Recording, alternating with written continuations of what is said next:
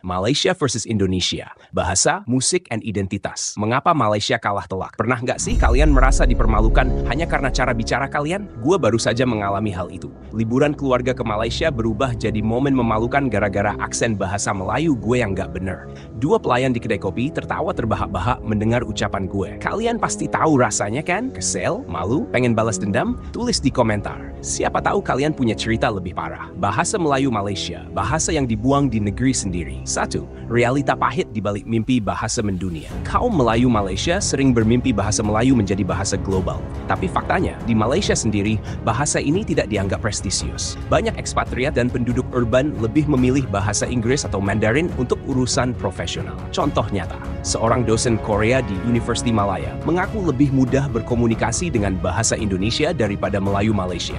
Saat ia bertanya, di mana kantor fakulti bahasa? Orang Malaysia malah tertawa karena dianggap aneh. Fenomena urban. Di Kuala Lumpur, banyak pekerja asing hanya belajar bahasa Melayu seperlunya untuk tawar-menawar di pasar atau minta diskon. Sedih, tapi inilah kenyataan. Menurut kalian, kenapa bahasa Melayu tidak dihargai di Malaysia sendiri? Apakah karena kebijakan pemerintah atau mentalitas masyarakatnya? Diskusi seru di kolom komentar. Musik Malaysia, mimpi besar yang tertahan. 1. Dominasi lagu Barat dan Indonesia di chart Malaysia. Industri musik Malaysia punya ambisi besar, tapi realitanya, top 10 Spotify Malaysia didominasi lagu Barat, Taylor Swift, BTS, dan Indonesia, Agnes Mo, Nicki. Lagu Melayu jarang masuk chart, kecuali untuk segmen kampung atau religi. 2. Penyebab kegagalan. Masyarakat multikultural. Orang Cina, Malaysia lebih suka Mandarin pop, India, Malaysia lebih suka lagu Tamil, dan Melayu urban lebih memilih Barat Indonesia. Kualitas produksi. Musisi Malaysia sering ikut tren ala Barat Indonesia, bukan menciptakan identitas sendiri. Berikan pendapat. Kalau kalian jadi Menteri Kebudayaan Malaysia, apa yang akan kalian lakukan untuk menyelamatkan musik Melayu? Tulis strategi kalian di bawah. Bahasa Indonesia, siapa yang lebih berpengaruh? Susah di kancah global. Diajarkan dan di Korea Selatan, Australia, hingga Amerika sebagai bahasa resmi studi. Lebih mudah dipelajari karena logatnya netral dan kosakata yang konsisten. 2. Bahasa Melayu Malaysia tertinggal di negeri sendiri. Banyak orang asing mengeluh, toilet ala Indonesia ditertawakan di Malaysia. Apa kabar? Cuma sekadar basa-basi, tidak digunakan dalam percakapan profesional. Lihat reaksi orang Malaysia saat dengar orang Indonesia ngomong gue lo. Mereka bingung tapi penasaran. Analisis. Kenapa Indonesia lebih sukses? Kebijakan bahasa. Indonesia tegas menjadikan bahasa Indonesia sebagai bahasa pemersatu.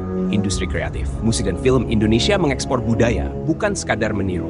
Mentalitas masyarakat. Orang Indonesia bangga pakai bahasanya sendiri, bahkan di dunia profesional. Setuju nggak kalau Malaysia harus belajar dari Indonesia dalam hal bahasa dan musik? Atau kalian pikir Malaysia punya jalan sendiri? Debat sehat di kolom komentar. Closing. Ini bukan tentang merendahkan Malaysia, tapi tentang belajar dari fakta.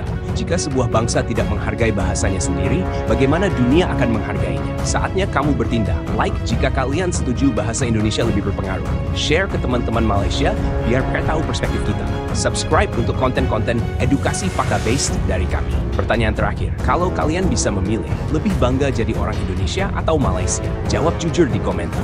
Jika video ini menginspirasimu, jangan ragu untuk like, subscribe, dan share. Follow juga akun media sosial kami untuk konten-konten kritik sosial yang lebih mendalam. Bersama, kita bisa jadi bagian dari perubahan menjadi lebih baik.